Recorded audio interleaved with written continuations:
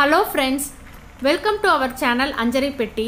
இன்னைக்கு நம்ம ஃப்ரெஷ்ஷான மசாலா வறுத்து அரைச்சு காளான் கிரேவி எப்படி பண்றது அப்படினு பார்க்கலாம். First time நீங்க நம்ம சேனலை பார்க்கறீங்க அப்படினா மறக்காம subscribe பட்டன் press பண்ணி பக்கத்துல இருக்க bell பட்டன் press பண்ணிக்கோங்க. இப்போ இந்த கிரேவி எப்படி பண்றது அப்படினு பார்க்கலாம். கடாயில கொஞ்சமா எண்ணெய் விட்டு சின்னதா ஒரு துண்டு பட்டை, 2 கிராம்பு, 1 ஏலக்காய், 1/2 ஸ்பூன் அளவுக்கு மிளகு, 1/2 ஸ்பூன் அளவுக்கு சீரகம், 1/4 ஸ்பூன் அளவுக்கு சோம்பு, 1/4 ஸ்பூன் அளவுக்கு வெள்ளை உளுந்து. இதெல்லாமே நல்ல பொன்னிறம் ஆகிற வரைக்கும் நம்ம வறுத்து விட்டுக்கலாம். காரத்துக்கு நான் இன்னைக்கு காஷ்மீரி மிளகாய் எடுத்துர்க்கேன். உங்களுடைய காரத்துக்கு தகுந்த மாதிரி நீங்க எடுத்துக்கோங்க. ஒரு 15 சின்ன வெங்காயத்தை கட் பண்ணி சேர்த்து அதையும் வதக்கி விட்டுக்கலாம்.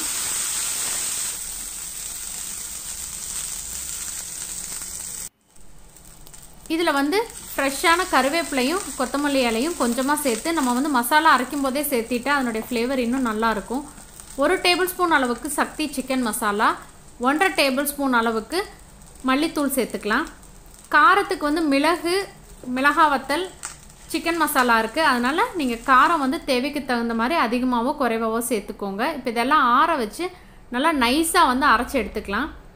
கிரேவிக்கு 1/2 ஸ்பூன் அளவுக்கு சீரகம் எண்ணெயில் சேர்த்துக்கலாம். சீரகம் நல்லா பொரிஞ்சதுக்கப்புறமா பெரிய வெங்காயம் ஒன்று நல்லா பொடியாக கட் பண்ணிக்கோங்க. அதையும் சேர்த்து நம்ம வதக்கி விட்டுக்கலாம்.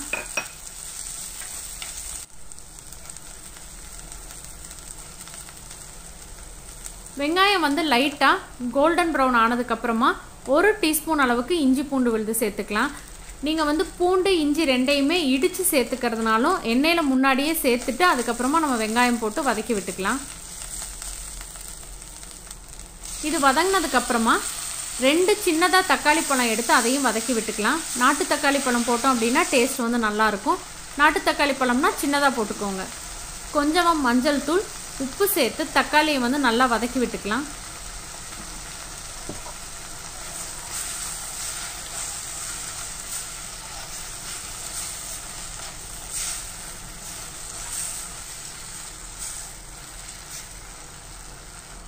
தக்காளி நல்லா வதங்கிருச்சு.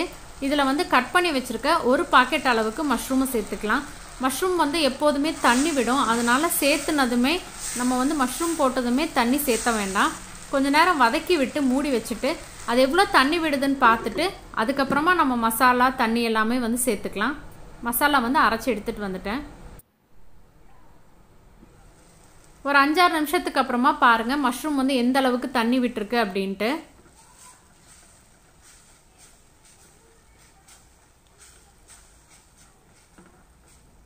நல்லா கலந்து விட்டுட்டு இதில் நம்ம அரைச்சி வச்சுருக்க மசாலா விழுதை சேர்த்துக்கலாம்.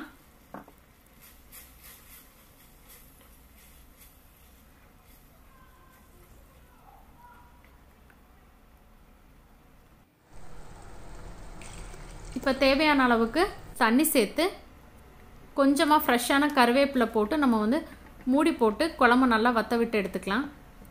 உப்பு செக் பண்ணி பார்த்துட்டு தேவையான அளவுக்கு உப்பு சேர்த்துக்கோங்க.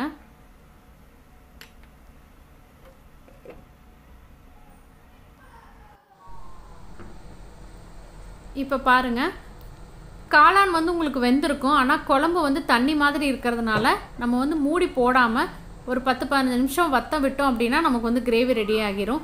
சப்பாத்திக்கு வேணும் அப்படின்னா நல்லா திக்காக விடுங்க. சாதத்துக்கு பயன்படுத்துகிறீங்க அப்படின்னா கொஞ்சம் தண்ணி மாதிரி வச்சோம் அப்படின்னா நல்லாயிருக்கும். உங்களுக்கு எந்த மாதிரி பிடிக்குமோ அந்த மாதிரி வற்ற விட்டு எடுத்துக்கோங்க. டேஸ்டான இந்த காளான் கிரேவியை நீங்களும் ட்ரை பண்ணி பாருங்கள். வீடியோ பிடிச்சிருந்ததுன்னா உங்கள் ஃப்ரெண்ட்ஸ் எல்லாத்துக்கும் ஷேர் பண்ணுங்கள். லைக் பண்ணுங்கள், கமெண்ட் பண்ணுங்கள். Thank you.